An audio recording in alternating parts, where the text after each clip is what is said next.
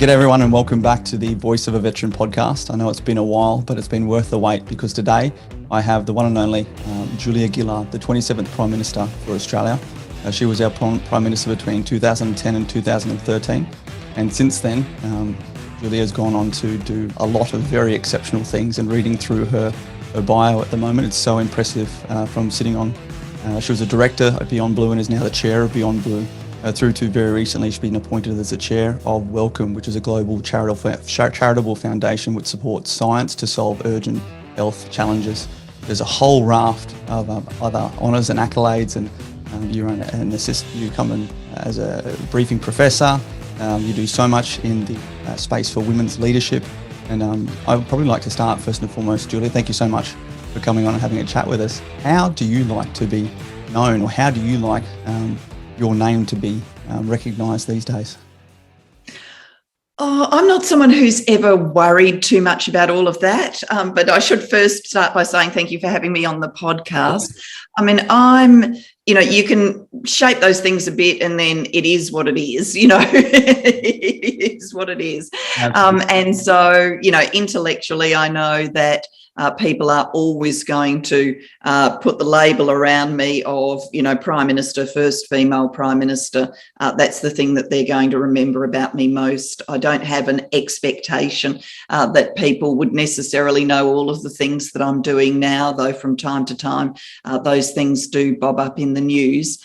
I would hope that a bit beyond the formal titles, people might think about me as someone who's been driven by a sense of cause, a sense of purpose across life, who's tried to do some good things. And then I guess it's for others to judge how well or how badly I've achieved those aims. Absolutely. That's brilliant. And that's a big part of my personal mantra as well. Everything up until now is lived experience, and we used to have this saying when we would hand over the Commando berets to those who were qualified, that it comes with a daily renewable contract, and we have to be judged on our actions and attitudes each day forward. But I actually met you nearly 10 years to the month ago, Julia, and one of the most memorable mementos is this is a coin. This is a 4-star general coin that I was your personal security officer on your first trip to Afghanistan in 2011. And that was actually my first trip to Afghanistan as well. And in a meeting later in one of those afternoons, you met with General Allen, who was the commander of the ISAF, so the forces in Afghanistan. And he, in his handshake departing, gave you his 4-star general coin. And on the C-130 flying out of Tarankout back to AMAB, Al Minhad base outside of Dubai, you came and you gave me that 4-star general coin, of which I, for one, could not believe that because that's quite the memento. But two, you were the Prime Minister, and you showed an element, and I want to go into this a bit later. But in that moment, and through a number of moments on that trip, you showed elements of this personality, and particularly this leadership and empathy that I never got to see on the TV. And when I sat there with you, and particularly some of the conversations you had first at Tarankout with some of the Australian and US senior officers, particularly as we were looking at the resourcing and asset requirements as we were looking to draw down out of Afghanistan. And then those conversations you then took up to General Allen, I was so impressed. And I have to really, really say that to you, because I've said that to so many others about you, but I've never said that to you. And the impact you had on me in your personality, and then also in your professional conduct on that very short trip, has left such a lasting impact that, looking forward to even just having this conversation with you today, I'm a little bit more nervous than normal. Well, I don't want you to be more nervous, but thank you for sharing those memories. And I do remember very clearly all those trips to Afghanistan. I took 3 in total. And I was always really conscious. I mean, there was some risk going to Afghanistan, and I was always really conscious that at the end of the day, it wasn't me that was bearing the burden of that risk. It was people like you who were asked to do the security detail. I guess asked isn't the right word. You would have been directed, commanded. No, we volunteered. It was a prize. It was yourself, and it was the current Governor General, actually, Hurley, on that one trip. It was quite the prize package. He was the Chief of Defence Force back then.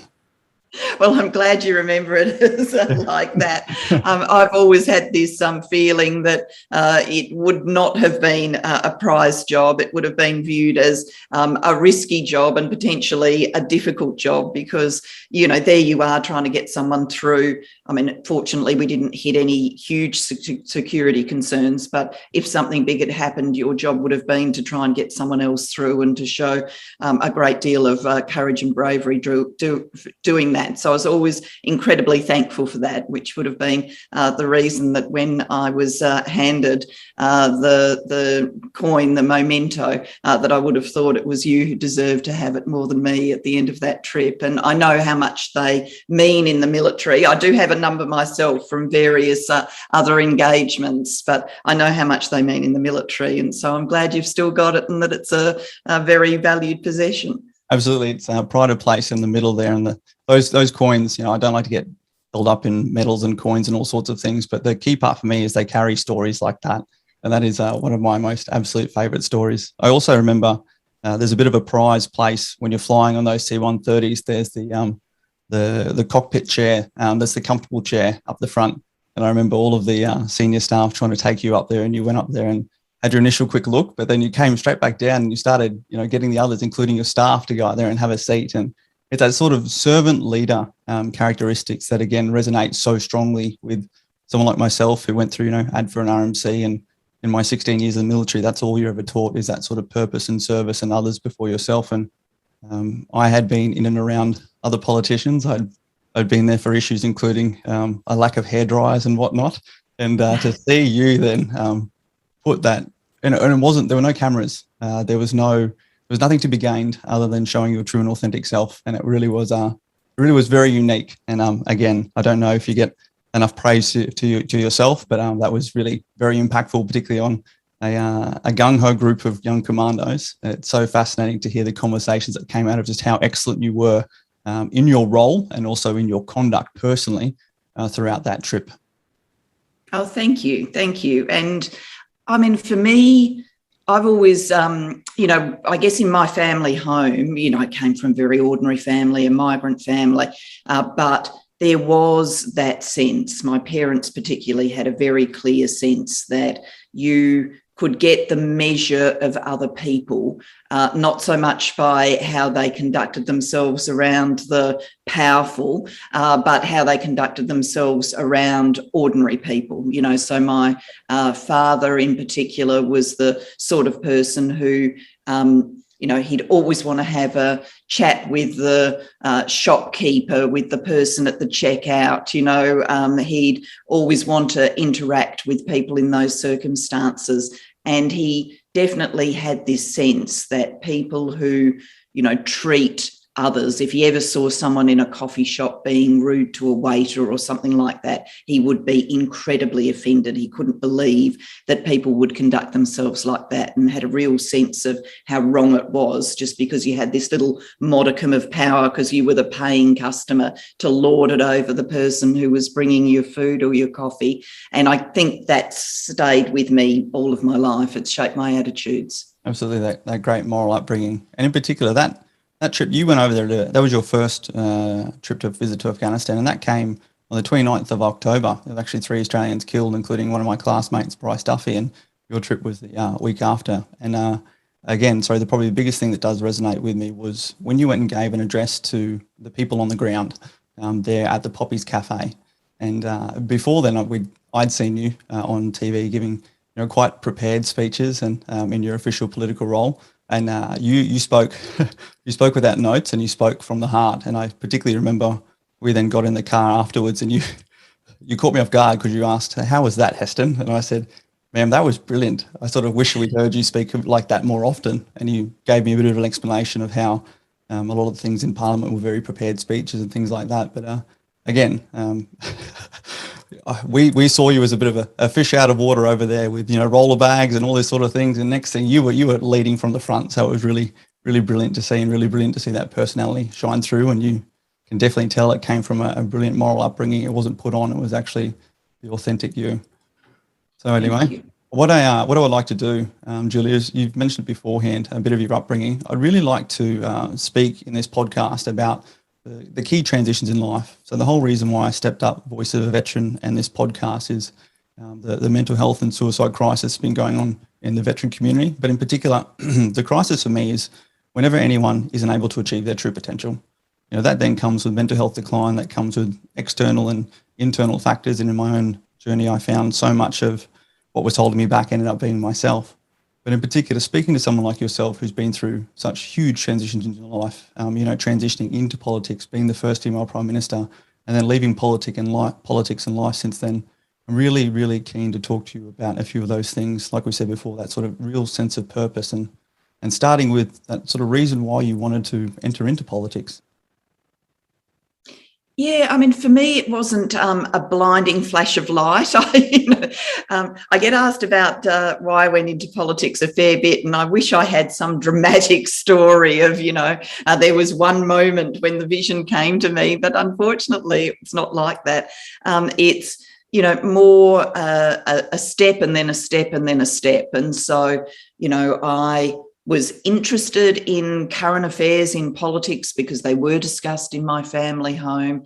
I went to university. I got involved in a student campaign, pretty modest thing, but a student campaign about federal government funding cutbacks, which I thought were quite wrong. Education was very valued in my family home, and anything that sort of got in the way of someone's access to education seemed to me to be morally wrong things. So I got swept up in that campaign. I obviously showed some capacity in it, and people started saying, oh, you should run for this or that or the other position in student politics. And I did do that. And then at every stage, I got to be, a local campus official, and then a regional official, and then a national official. And at every stage, I had that sense, this is probably it. This is the most I'll do. This is the most I can do. This will be the last thing I do. And then as you did it, you got the sense, no, maybe I can do a bit more. And then you take the next step. And really, that's sort of my story of the birth of the ambition to go into politics, that it took me a long time to think of myself as the sort of person who could do it. But once I got that sense that I could, I knew I wanted to. And once, I had worked out that this was the pathway, then I got very stubborn and determined about it. So I wasn't, once I made up my mind, I was no longer, wistful or half-hearted about it. I was very, very stubborn and determined about it. And I needed to be like that, because between me deciding that I would like to be in the federal parliament and actually getting there, that journey is measured in years and in failed pre-selection attempts and a failed election attempt. So if you'd been faint-hearted, you wouldn't have kept going. Gotcha. And as you were explaining, going up through those sort of levels, those false crests or those false ceilings, was part of the realization that, hey, I can do this, I can keep going, or it's, hey, I can do more? Was there a bigger piece, you wanted to change the world, or was it just also growing in your own confidence and realizing what you actually were capable of? I think it's more growing in my own confidence and my own ability to fit into those shoes. Growing up, it's not like we knew people in politics well or anything like that. I mean, neither of my parents finished secondary school. So it's not like you grew up in an environment where you knew that you could fit in all of these different pathways in life. I mean, we were taught aim high, think big, think about going into the professions. I was a high school debater, so everybody said to me, you should be a lawyer, all of that sort of stuff. So it wasn't that there were forces stunting my ambition or my sister's ambition. But there's a difference between being told you can do it and then actually getting a mental image of yourself in that place. And, particularly growing up as, a girl, getting a mental image of a woman being in those places was harder than it would have been perhaps for a young boy to get an image of a man being in those places, because those images were readily available. And so it's partly your own skills, your own confidence, but partly just that sense that this isn't a job for some sort of, superhuman group of people who I haven't met yet, but they must exist, and they're the kind of people who go and do this. And then there's ordinary people like me, getting a sense that actually it is sort of ordinary people who work hard, who think about it, who develop their skills, who end up going into these positions. And once I got all of that together in my head, then I wanted to do it. Yeah, that's brilliant. It's such a common story when I speak to people who've gone to that elite level like yourself, that so much of that, probably actually to your credit, is wondering if you're ready or waiting until you're ready. And then once you actually start sort of chipping away at those things, really appreciating what you can do. And I've watched the series Misrepresented, and I think it's brilliant. I learned so much actually, in my ignorance going along through that. And as you said beforehand, just even having what we call the lead scout, people who've gone before you to actually provide you with a little bit more certainty that it is achievable. I mean, you were truly quite the scout yourself, and it really helps set a lot of precedents for others to follow. And so much of that comes from usually what people do to prepare themselves for that.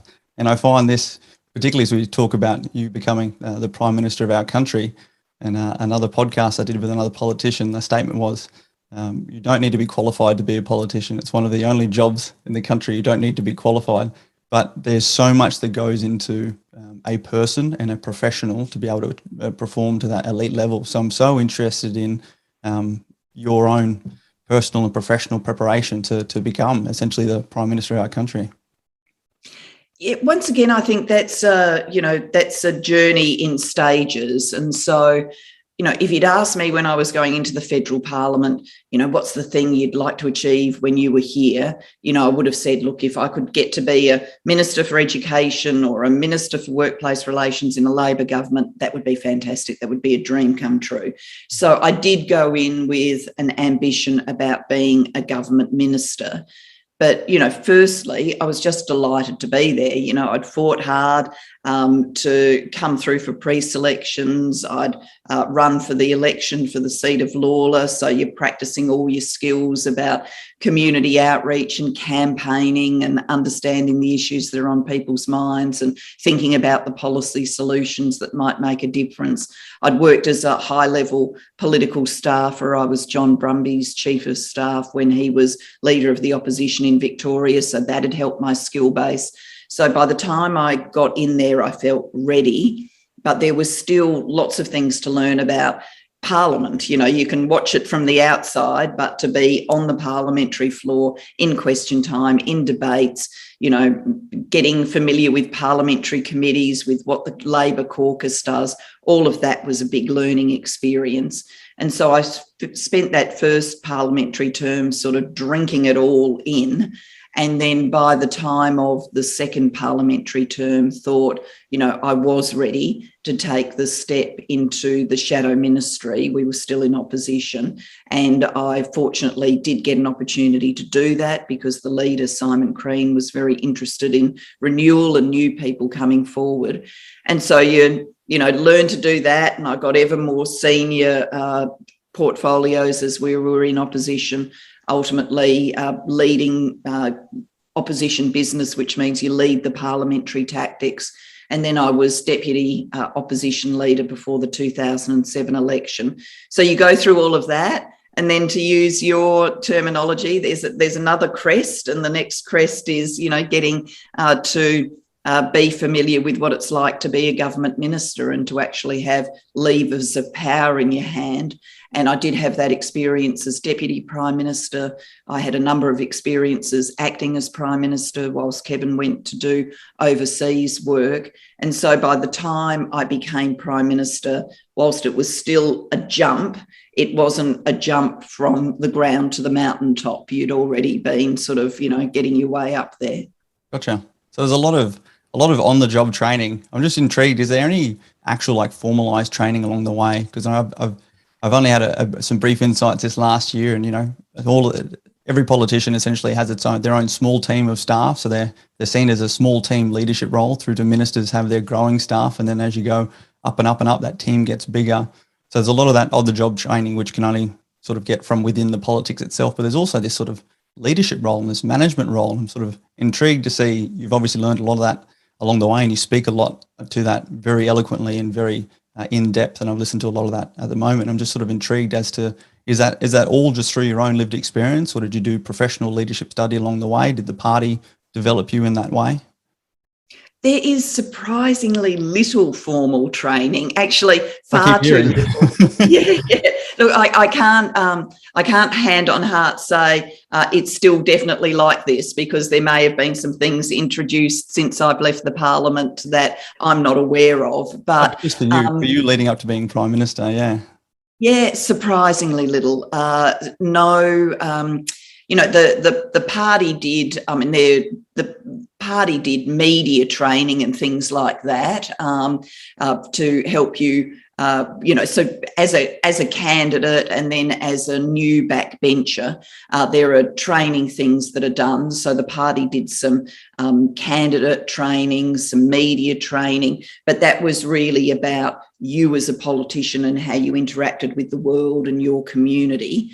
The Parliament had a sort of new members training course that we all went on in mixed groups. So they would put the political parties together and you'd go on the training courses together, which was good, I think, to build at least some understanding across the Parliament. So that happened, but no ongoing access to training, no real training about what it means to be an administrator, a manager, a leader of a team, that you just learned organically or you didn't. And unfortunately, I think politics shows many people don't learn it on the job or don't learn it well enough and make hideous errors as a result. I find it so fascinating from a personal side of the house, because when I first joined the military in 2003, I spent the first 4 years just down the road, 3 years at the Australian Defence Force Academy and then 1 year at the Royal Military College. So I had to undertake 4 years worth of professional officer training, which included so much leadership and management or authority responsibility training before we were even allowed to have our first group, our first platoon. And while I absolutely love the way in which Parliament is designed to represent all Australians, I would love to go in there tomorrow I finished the last year of my career running the Special Forces selection course for Commandos. And you can imagine I had an amazing team that included so many fantastic contractors, some of which currently work with the Australian Institute of Sport and support of the athletes going over for the Olympics. And just to be able to go in there and actually better support some of the current and future generations of politicians with some of this stuff that it's hard. I love that you said you got the media training, because it seems like that's what a lot of the primary focus is, but it's literally hard to be able to do all of this specialist skill set you're required to do. And then also, you have your team and you're within an environment where, from what I can understand, it's not exactly always the best team environment. There are individual ambitions in there. And my ignorance going into this place thinking, a party of 60 sitting members, they're all getting together and having discussions sometimes, but that's not always the case. Yeah. No, so, sometimes it's like that and sometimes it's not. And I mean, you would have had this experience doing Commando selection. There's a lot of times that you end up having to, break people's hearts. You would have had to have said to young people who were absolutely desperate to be selected that, I'm sorry, but you haven't made the grade. And the more senior you get in politics, actually, the more of that hard stuff you do. As Prime Minister, one of the things you do is you assemble the ministerial team, and more people want to be ministers than are going to end up getting an opportunity. And so you end up disappointing people. Problems that come to you that end up on your desk are the too hard basket. No one comes in with, Prime Minister, here's a blindingly easy decision. Why don't you make this one? If it's blindingly easy, then someone else has made it 10 steps before it ever got anywhere near the Prime Minister. The only ones that actually get in the door are the ones that are really hard and where you'll be, creating happiness for some because they're pleased with the decision, but probably going to be disappointing others. And you're not given any training in managing that either. That's all organically done, whereas I guess you were prepared for all of that.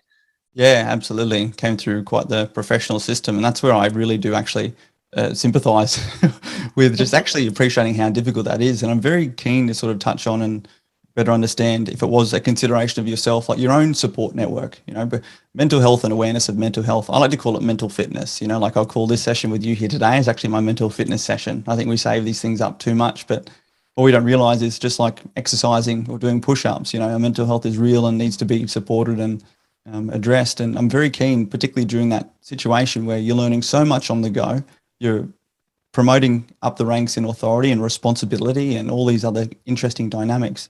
How did you go about looking after yourself, or what was your approach to looking after yourself? Was it a priority? Did you realise it? When did you realise?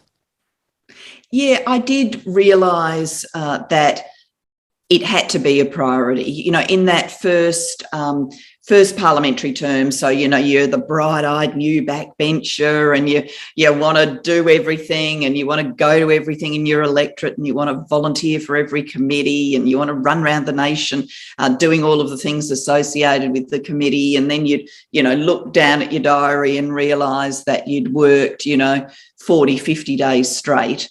And you ultimately had to say to yourself, and I did say to myself that, this is, something I want to do for years, not for 3 years and then fall over exhausted. This is something I want to do for years. And as hard as it's going to be, I need to think about how I'm going to stay fit, healthy, in the right zone in a mental wellness sense, mental fitness sense.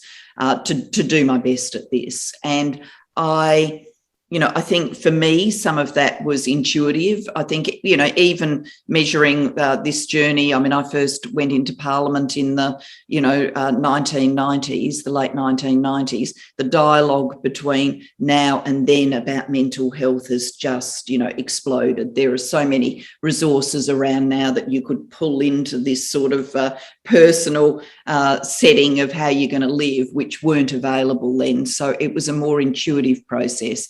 But I always got it that if I didn't nurture some of the relationships that were closest to me, family and friends, if I didn't have that support base, if I sort of allowed that to kind of wither or die, that would be a huge problem. I always got it that if I didn't have enough sleep, enough rest and recovery, that would end badly, and that I did need, just decompression, personal time where you would maintain some physical fitness and where you would do things that just gave you a bit of joy and a bit of relief. And for me, that's things like reading books. I like to read novels and stuff like that. And so, you try and get a little bit of that into your diary and to learn the tricks of going from full speed ahead to dead stop as quickly as possible to manage those transitions. Yeah, I could particularly, I would love to have a bit more conversation about that in particular, living such a high impact public life. I've just only had some little glimpses through this Royal Commission period and whatnot. And sometimes in my own journey, I've actually found some of the hardest times to be when all of a sudden it goes quiet, when there's no one calling, when there's no one asking for something. I'm sure it was quite different for you where there were the times to breathe, but in particular those sort of quiet times, unless we've got that support network established around us, it's very easy for us to sort of start identifying a few ceilings or a few false crests that we didn't see before. And do you, even when you were Prime Minister, Julia, did you have anyone sort of helping you with things like fitness and nutrition, with these things that go into this holistic sort of health and wellness that we know so much about now? I had a personal trainer who would come to the lodge and we would do yoga and exercises together, a wonderful woman called Tanya. And she was, a great fitness trainer in the physical sense, but also someone from the outside world to have a conversation with about how you were thinking and feeling. And so that was a lot of relief. So she was a great support to me. On nutrition, no, but I guess I, sort of already kind of had the basics in my mind about what it is to eat well. And, you do end up, it's actually a weird world really, because there are lots of times as a politician, you really don't make any of your own food choices because you're the speaker at a dinner, or you're visiting the local, aged care facility, and they're putting on a morning tea for you. And so you end up, eating whatever people are giving you rather than making big choices about what do I want to eat that would be best for my body. But when I could make those decisions, I think I knew enough about nutrition to make some good decisions. It's so hopefully. Yeah, no, for sure. I mean, you've done well, and you're radiating on the other side of this camera, so you obviously keep doing well. A bit of junk food got eaten too. I don't want to paint the past too glamorously. There were plenty of times we were in the Prime Ministerial office eating chips and stuff like that, let me assure you. a bit of the sugar or salt rush to help you out with some of those late nights. It's just fascinating for me, how much effort we put into elite athletes, and essentially, you guys up there were making decisions about nations and global decisions. And, again, I like to take that same team in there and help set people up with, personal trainers that become therapists as well, through to, that nutrition routine. Absolutely. Anyway, it would be wonderful to see. It'd be a revolution. As you know, particularly one of the most sedentary jobs up there during those sitting weeks, from some of those, some of them nearly go to bloody midnight when there's a lot of debate, or not boulder dashing. What do they call it when you just keep talking to where the time's gone? Maybe it should be called boulder dashing, but the term is filibuster. But I quite like boulder dash. I remember when we were looking to get this motion for the Royal Commission passed through, I remember one of Jackie Lambie's staff came through and was like, no, they're filibustering for the rest of the day. I'm like, what is this filibustering? He's like, they're just going to fill up the time. I was like, they're allowed to do that? It's like, yes, it's a tactic. Like, who came up with that bloody word? Anyway, I digress. So I love to get this narrative. Your transition into politics, you were definitely there, filled with a sense of purpose. That was the impact you could have. And along the way, you've really had to learn a lot on the job, personally and professionally. But the biggest transition in life, or the most public transition in life that you've had, that I'd love to dive into, is that transition out of being Prime Minister that obviously did not come at a time of your own choosing. And for many, right across the country, particularly, I really want to push this towards the mental health and wellness and fitness takeaways. I'd really love to talk to you about what that was like for you personally, and sort of what you went through when we've spoken about some of these regimes and structures and support networks you had in place, and whether you found those adequate, or how you had to pivot personally and professionally, and what you've learned from that subsequently. Yeah, it was, obviously it was an incredibly difficult time. Immediately after, immediately after losing, we went and had a very hefty drink, if the truth be told. We had lots of people swamped to the lodge and sort of drink and commiserate into the night. And then, all had to go to Parliament the next day. But, as the transition moved on, I was very keen. You have a team that's really, really close to you who's also bearing the shock and the hurt. I was very keen that team, both political staff but also parliamentarians who'd been very close to me, didn't take on the burden of my leaving, that they needed to, get on and make choices about what was best for them, and not carry that with them. And some of them had to make very immediate choices. Would they go and work on Kevin's team as he came back as Prime Minister? And I was always very keen to say to people, you've got to make whatever you feel inside you, but don't make this decision for me. Don't have a sense that you've got to spurn an opportunity, otherwise that's not being loyal to me. You do what's best for you. So there was a sort of a bit of a pastoral care element that kind of sustained me a bit. But there was also a lot of sadness in the leave taking, because there's lots of people who are in your world as Prime Minister who will probably go on to serve the next Prime Minister. police officers that do the protection work when you're in Australia, who you're with all day, every day. You get very close to the staff at the lodge who you've basically lived alongside, the staff in Parliament House, the senior public servants that you've spent all of these intense hours with. And so there was a lot of leave taking. And once that had been done, I felt, I went home to Altona. Tim and I went back to our home in Altona, and I just needed to be in my own space, basically incredibly quiet. One of the things that it felt with the leave taking is people completely lovely and very upset on your behalf, which is generous of them. But if you do it time after time after time, that kind of leave taking, you start to get the sense that you're living through your own funeral. It's like, I can't do this continuously. And so I had to just have a period of quiet time. And the rhythm of sort of politics was going to give me a period of quiet time as well, because there was the election campaign. And I knew if I was seen anywhere during the election campaign, the media would have beaten that up, to use it as a distraction from the campaign Kevin was running. So I didn't want any of that to happen. So I just literally stayed in Altona, snuck out for walks, very quiet. And it's in that period that the sort of amount of adrenaline and stress and tension that you've been carrying really comes home to you. It's that, I think it's a pretty common phenomenon. I think a lot of people would experience it. They, work like a demon all year, get to their Christmas holidays, think this is going to be fantastic. And then the second day of your Christmas holidays, you wake up with a sore throat, and it's kind of your body getting you back for that year that you've, flogged it.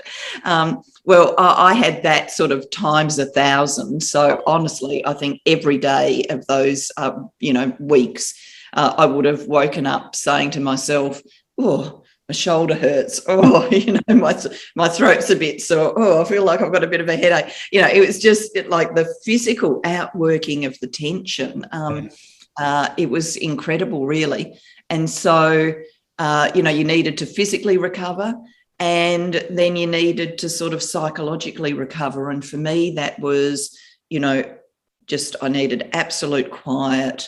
And then out of that absolute quiet, I then moved into the sort of decision-making cycle of what do I absolutely know I want to do next, and what do I absolutely know I don't want to do, and then how long can I live with the shades of grey about what might be in the middle. So I made some decisions about things I didn't want to do, some things about just that I did, and then, over the year or so that followed, year and a bit, went about shaping my new life. And obviously opportunities have come to me across the years that have followed. It's fascinating. Particularly you're talking about the body ailments. It's so interesting, the effect that stress and cortisol and all that can have on you. And that, but what it sounded like you essentially went and self-isolated, went out for walks, kept below the I did. radar. Yeah, had your own lockdown. If Daniel Andrews had been articulating COVID rules back then, I would have been abiding by them. I wouldn't have been more than 5 Ks from my home, that's for sure. What I particularly love about that story, Julie, is you talk about those first elements of your experience, actually about others and about all those in your immediate team that you've had those personal connection with, and essentially were sort of directly or indirectly a huge part of your daily support network. And while they're not there, giving you advice, they're there providing you with some form of comfort and some part of your identity. And a huge part of that transition for being Prime Minister is, you were Prime Minister Julia Gillard, and now you're back to being Julia Gillard. And I'm so intrigued to ask more on that potential loss of identity, or what you sort of went through in this, what so many others do and so many others fail at, this reinvention place after you've sort of gone into your isolation and then contemplating who you are or what you are next, or whether you already had that to assist you in that process moving forward. Yeah, I think I had some advantages coming to this task of reinventing. I mean, number one, I hadn't set out as a 5-year-old to be Prime Minister. So it wasn't like, my whole identity had been developed around, I must have this top job. So I think some people live with the burden of that. They've set that aspiration very, very early and, either don't achieve it because not many people get to become Prime Minister, or do achieve it, and when they lose it, then that's a very hard knock. I didn't have that same sense about it. And I always had this sense as Prime Minister that you knew you were the Prime Minister, you had all of the trappings that come with being Prime Minister, you had all of the responsibilities that come with being Prime Minister. But I also didn't want to wear that heavily. I wanted to interact with people as naturally as I could, despite all of that. And so the putting of the formalities aside, I think, didn't therefore cost me as much as it might have cost others who relied on those formalities more to shape how they interacted with the world. And I don't know the answer to this. I really don't. It's just something I muse on. But being the only woman to do the job, I'm not a believer that men and women's brains are wired differently. I think a lot of that, is just pop science, and it's not true. But we're certainly socialised differently. And, from the earliest days, I think women are socialised more to, not put their whole identities on ambition. If anything, we tend to teach girls that ambition, being too nakedly ambitious is not a good thing for a girl to be. And I think we should stop doing that. But one of the things from female socialisation with the expectation you'll put the needs of others before the needs of self, I think maybe when you come to some of these big life transitions, there's a bit less sort of capital E ego in it than there is for men who may well have been socialised into, if you don't achieve, then, that is not acquitting an appropriate definition of manhood. Manhood is defined around achievement. Absolutely. I mean, you're preaching to the choir. I love everything you've just said then, and particularly, not separating identity from position or title. That's something that so many of us struggle with. That's something I personally struggle with, and a really huge sort of golden nugget you said there beforehand was that whole not having your identity already premeditated affixed to being Prime Minister. And in particular in, sort of the veteran context, just to provide sort of data to really reinforce that statement and that realisation is that one of the largest demographics of mental health decline and suicide is actually some of those people who end up going through the basic training or the initial training during defence and either don't meet the requirements or medically withdrawn due to injury. And you can potentially imagine people like, in their 17, 18, 19, their first sort of step out of schooling and into adulthood, and they've had this focus on this, and it was already a derivative of their identity. They're telling people I'm going to go join the military and all this, and then the first real adult identity they've affixed themselves to emotionally and mentally is then removed from them. And they're found to be either inadequate or just unable to achieve that. And that's really that critical period where we just find so many of our suicide areas spiking, and in particular, so much of that mental health decline when it's not realised. So what you were saying there is you've sort of always been able to have essentially a higher purpose by the sounds of it. There's quite this sort of acts of service. And have you read the book, The Love Languages, by any chance? No, I haven't. I'll have to put it on the list. It's good. It's just a very quick vignette. I got introduced to it by a fantastic high performance coach we had who came in and gave us some briefings. A female, she was fantastic during my time at the Commandos, and replaced the word love with the word value. And there's basically 5 different languages that we show value and receive value. For instance, I show value through acts of service. I love doing things for people. And one thing in particular that COVID sort of taught me was actually that my love language, the way I receive love, is actually just quality time. People who like to be around me without having to do things. Whereas previously I thought it was words of affirmation. I thought I needed to hear from people.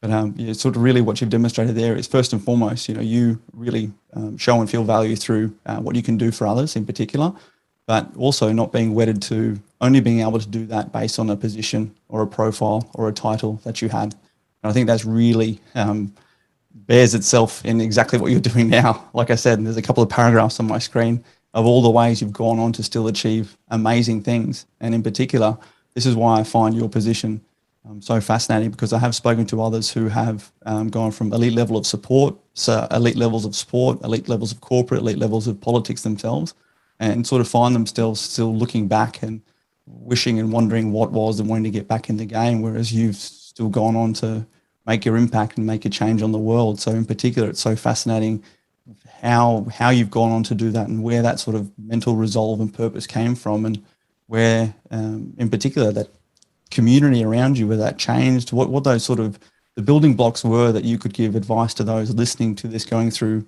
the smallest through to the largest transitions in their life, from the lessons that you've learned through lived experience. Yeah, I think one thing I'd certainly say, and, you know, when I talked about that period in Altona where I decided I did want to do some things, and I knew I did want to pursue causes that, you know, had been close to my heart, particularly education. And by February of the next year, I was being asked to become the chair of the Global Partnership for Education. I knew I wanted to write, that I wanted to write a book about my time in politics, and I knew I wanted to do that quite quickly because I thought it would be best to get it down as a, you know, contemporaneous, or as near as possible contemporaneous account. But as important as it was to shape some of those things, the profound decision I think I made in that period was what I was not going to do. And I decided then, very clear line, that what I wasn't going to do is I wasn't going to involve myself any longer in Australian domestic politics. So I wanted to, you know, put a kind of full stop. So during the period of the election campaign, I did write a piece about politics and the future of politics for the Future of Labor, which was published after the election. And having done that, then obviously there were some political comments in the book, but I decided very strongly that I wouldn't be popping up in the day-to-day domestic political debate.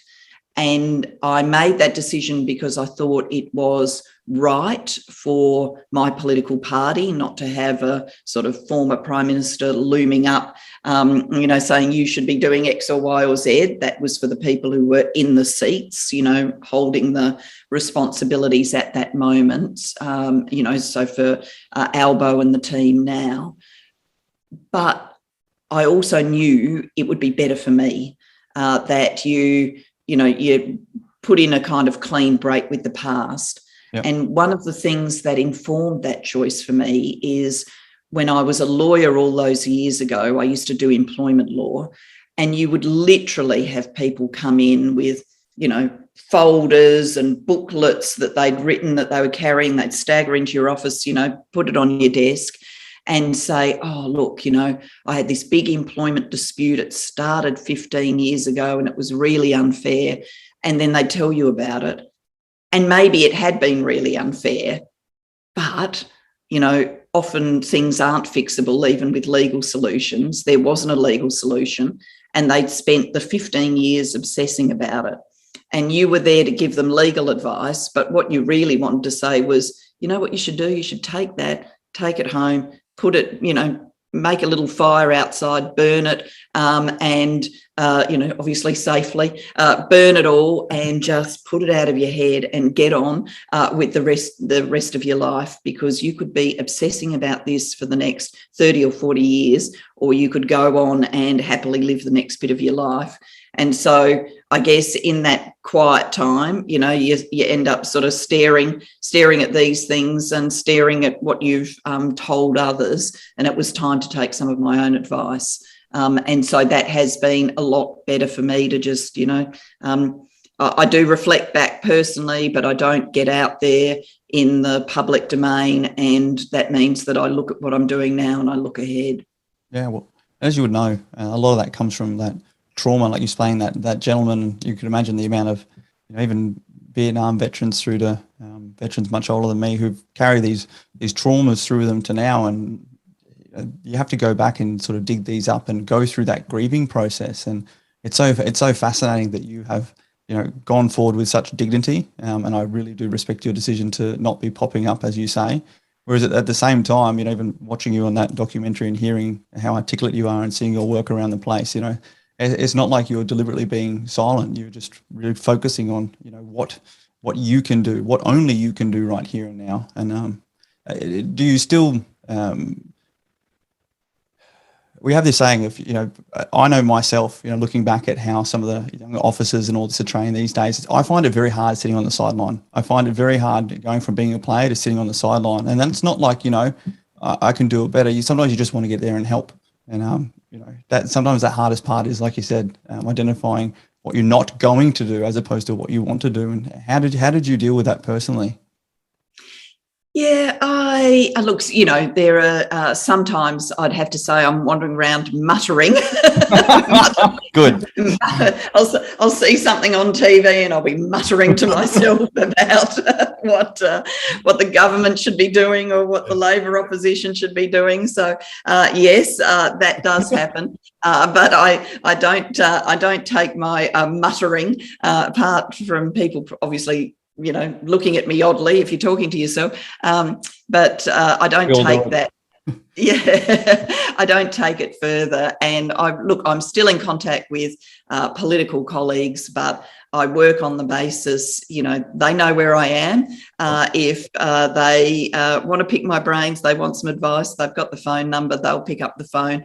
That's the better way round than me either speaking publicly or me ringing in saying, you haven't thought about X or you should be doing Y. And I also know, it's even if you read the media and all the rest of it, it is still hard to see political problems from all angles unless you're actually in the middle of it. And so in some ways, the best advice I can give, if people seek it, is not what you should do about today's news story. It's the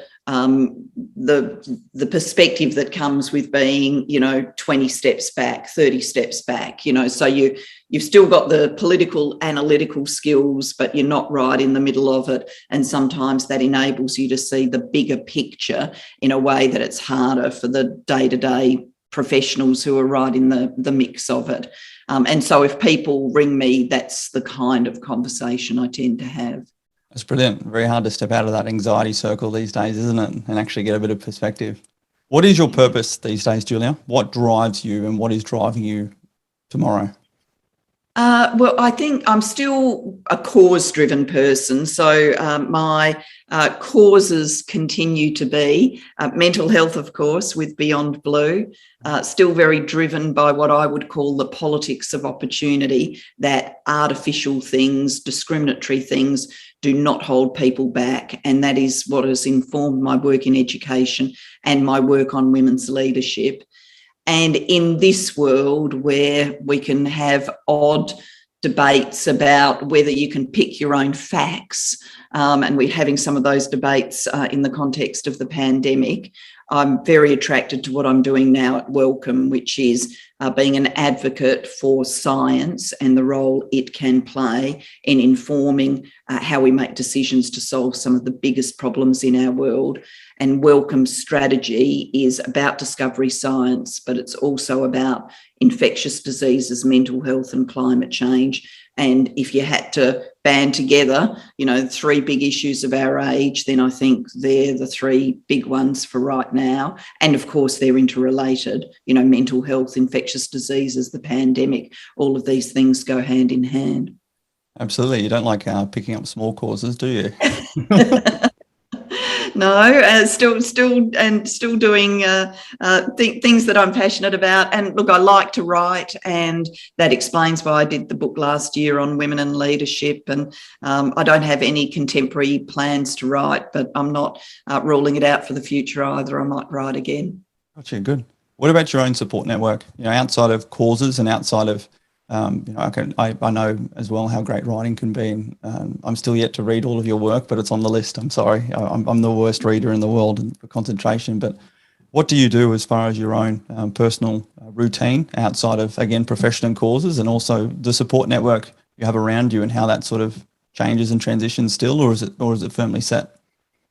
It's still much the same, in the sense I rely profoundly on my family and friends because I travel, in the days you could travel. I travelled very extensively pre-COVID, and, my life is now partly London, partly Australia, and I set up this life when you could quickly get between the two on a plane. Obviously, that's not the world we live in now. No, quickly getting between the two on a plane. What that has meant is, I'm reliant on family and friends in more than one place. So I'm in the happy situation where I've got some truly great friendships here in London, which are very important to me, as well as all of my family and friends back home. And then, just getting balance as best as I can into my life. And that's easier for me now. I mean, I think I still work hard, but it's not the sheer relentlessness that politics was. So carving out time to, do things that I find restorative, reading, visiting art galleries, going to the theatre, things like that when I can, walking outside. Last week I did some walks in Wales. I find those sorts of things, very restorative, and, just making sure that I sleep well and eat well. Absolutely. And doing lots of your own podcasts. And doing lots of my own podcasts. I think it's, I really enjoy recording them, and I enjoy listening to them. I've become quite a podcast and audio book person as I wander around walking in London, frequently listening to something. And there's real intimacy, I think, about listening into other people's conversations that podcasting gives you. Absolutely. And your podcast is called A Podcast of One's Own, and that's in your role as the chair of the Global Institute for Women's Leadership.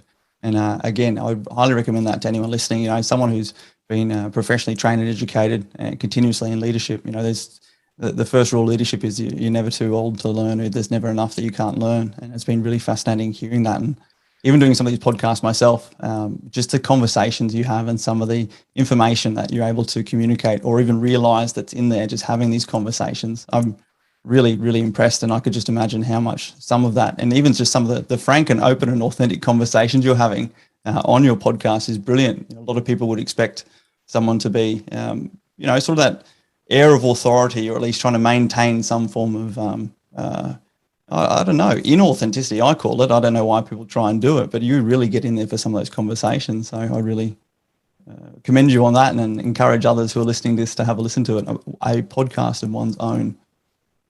Thank you. Yeah, I think I've really enjoyed turning the tables and being interviewer, having been someone who's been interviewed so much. And I actually think, and you're very good at it, I think good podcasting is as much about the quality of leaving the silence as it is about asking the questions, giving your guests as much scope as they need. That's what, at the end of the day, makes it a podcast that takes you to another level, because people have got the space to have the deeper conversation. Yeah, absolutely. And just in that theme of leadership and everything you continue to learn, any key lessons, key takeaways that you've learned from being the highest level of leader to now? What I say, the art of being a great leader is knowing how to be a great follower as well. In your own lived experience, again, I bang on about these things, but very rarely do we get to hear it from someone like yourself, what you've learned and what you would tell young leaders of all ages, genders, and everything else in between.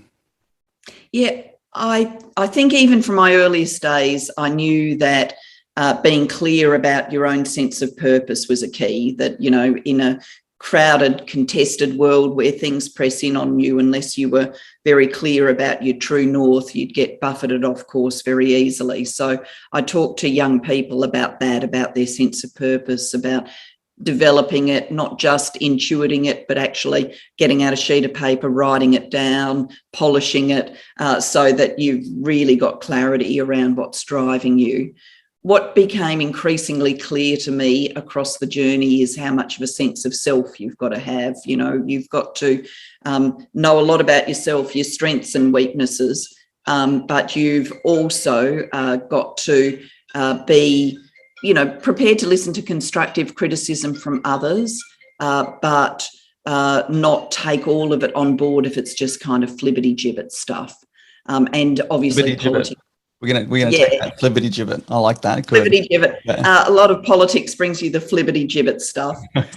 Then the thing I've learned along the way is don't sweat the small stuff. I used to be the complete perfectionist about everything, and you get to the stage where you know what, the world won't end if you miss that train, get somewhere a little bit late, don't do that email until tomorrow.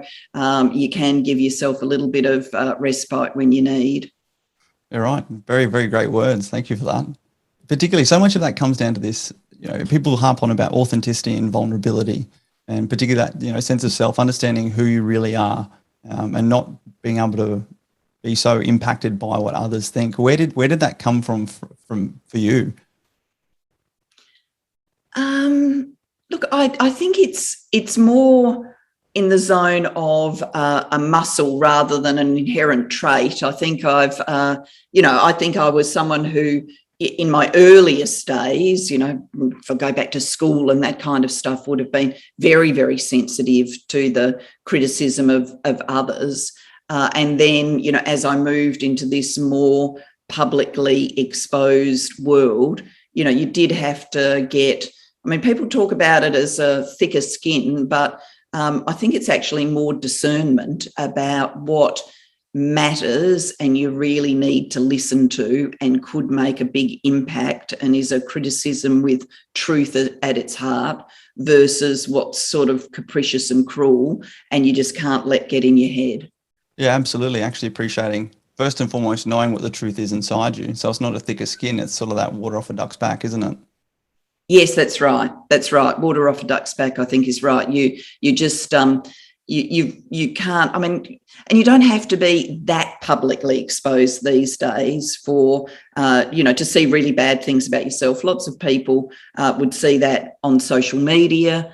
Lots of young people would, lots of young women in particular would see horrible things about themselves on social media. And you do have to, nurture a sense of self which enables you to view that as water off a duck's back and not take it all in.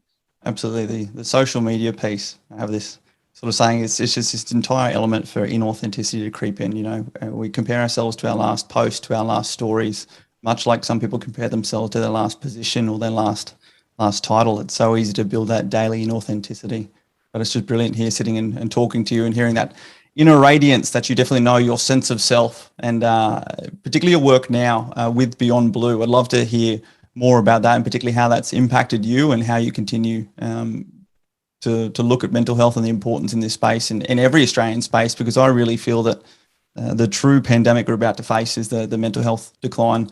That is the slow onset post this sort of physical pandemic, and the importance of that, and also some of the work that Beyond Blue is doing. We see a lot of it in the media, but not a lot of people actually truly know what is going on. And now you're the chair. It'd be great to hear it from you yourself. Yeah, sure. This has been an extraordinary time for everyone, but also an extraordinary time for Beyond Blue. So literally the Beyond Blue staff, many of them cancelled their Christmas holidays in the summer between 2019 and 2020 because of the bushfires and the mental health load that came with that, and, calls flooding into our support service and people needing assistance. And then as that was starting to ease and people were like, okay, we can take a breath now, we moved into the pandemic, and the Beyond Blue statistics just show incredibly clearly. If you compare, the relevant month, August or whatever, with the August before the pandemic, we'll see, calls to our support service are routinely up, 50, 60, 70, 80%, the number of people who are engaging online in our chat forums, who are looking for help. And it's very correlated with lockdowns and the anxiety that comes with lockdowns. And so we've needed to mobilise to serve all of that. But at the same time, we haven't wanted to down tools on some of the longer range projects that have been driving us. One of those is making sure that Australia-wide there is a service that we innovated around and helped design and first trialled and evaluated called The Way Back. So if someone has tried to take their life and gone to a hospital emergency department, they're not discharged into nothing. They're discharged into a system of support that helps them get through. And then at the other end of the spectrum, something we call New Access, which is a low-intensity coaching model for people who are first getting into trouble. We've wanted to upscale those, so we've been continuing to do that. And we're continuing to do a big refresh of how we do our digital offerings to make sure that we're always at the forefront using the best of this technology. And we've been engaging in the big debates with state and federal governments about the future of the mental health system. One thing we'll certainly be seeing in that future, I think, is more telehealth. We were advocating for telehealth for forever. So people in areas without mental health professionals could still get services. And somehow that was impossible. And then come the pandemic, guess what? It's possible. Yeah. So we want to take the best of that with us. But we also want to see a more profound restructuring of the way federal and state governments engage with mental health provision, because there's lots of underservicing and gaps and holes. So they're all of the things that we're doing now. Georgie Harmon, our CEO, and the team at Beyond Blue just do a remarkable job. And given our staff are Melbourne-based and therefore have personally lived through the long Melbourne lockdowns, many of them have got, young kids, so homeschooling, all the rest of it's been part of their world. They've done incredible things. Wow, that is very incredible how much is being covered there. And like I said, it's such an important time. And I take my hat off to yourself and your team there. And thanks from us. And in particular, for great to hear, people like yourselves and the team covering off on all those great, large and strategic and operational levels. And I sort of have this bit of this hypothesis myself, whereby particularly working with so many veterans over the last year in particular, who have gone to and contemplated or engaged with suicidal behaviour, so much of their pathway back has been connecting them back with that community on the ground, connecting them just back with that social interaction, actually establishing relationships with connection, and particularly the actual isolation that has come with this sort of pandemic has really been a large part of that issues. We've really found so many people. Again, I'm on telehealth every second week with my psychologist. It's fantastic, but also just becoming so reliant on just technology being our connection. And when we're able to really look to also integrate getting people together, not clinically, but just communities, like we did back as kids, like we did back in our groups, while working from home is great, but actually getting in and having some form of human intimacy at a connection level is sort of so important. And I'd be interested to see if you guys have had sort of any reflections of that yourselves. I mean, I'm sure the Melbourne crew knows that themselves through living through it, but particularly in the veteran space, we've found that to be just sometimes for those who aren't responding clinically, just getting back and around people who they can feel vulnerable around and feel connection around has been some of the best therapy for them. Yeah.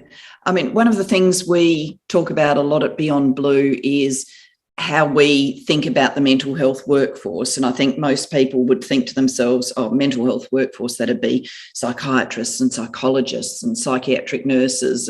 And of course, it's all of that. And we love our clinicians and we need our clinicians.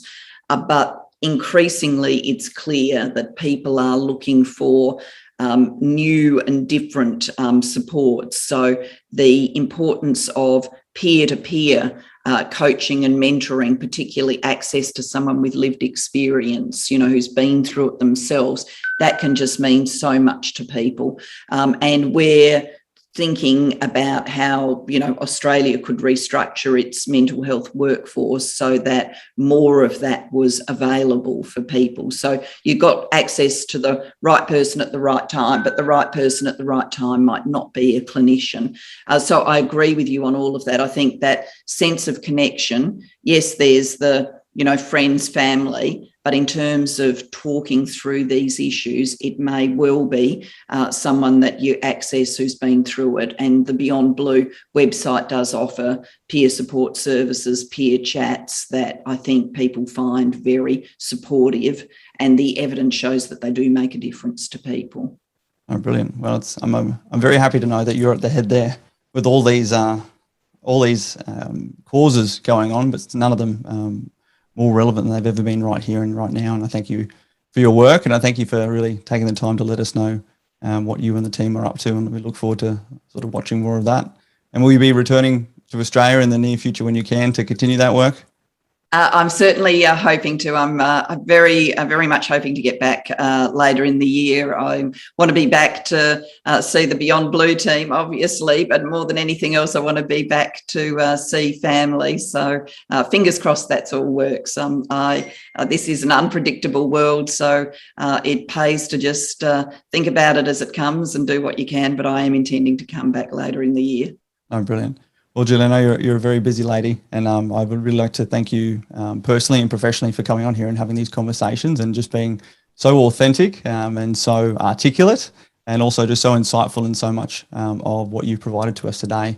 And if people want to get out there and hear and see more of you, that's not you popping up in the politics, but what you're actually getting on and doing in the real world, how is it best for people to find and engage and access your resources as well as Beyond Blues? Well, certainly to get on the Beyond Blue website is the best starting point. And then if people need the telephone support service, they'll be guided through to that. For me, if people want to follow what I'm doing, we regularly post on social media, on Twitter and on Facebook, and I've got my website. So they're the easiest ways to see what I'm up to next. Gotcha. And like we're saying, you've got a podcast of one's own. You'll be continuing that. You are continuing that? Yes, I will. Yes, I will. New episode coming out soon. Oh, brilliant. Well, thank you so much. And I'm really looking forward to now following you with a bit of a renewed information of what's going on. And again, thank you so much for all that you have already done to our country. Thank you for your service. And I do mean that. I highly enjoyed, again, from my first interactions through to subsequent and even now with you. And really appreciate your time today on our podcast. Lovely to speak to you. Thank you so much. Well, thank you for listening to this episode. And if you'd like to listen to more, head over to VOAV Podcast on all your favourite streaming outlets.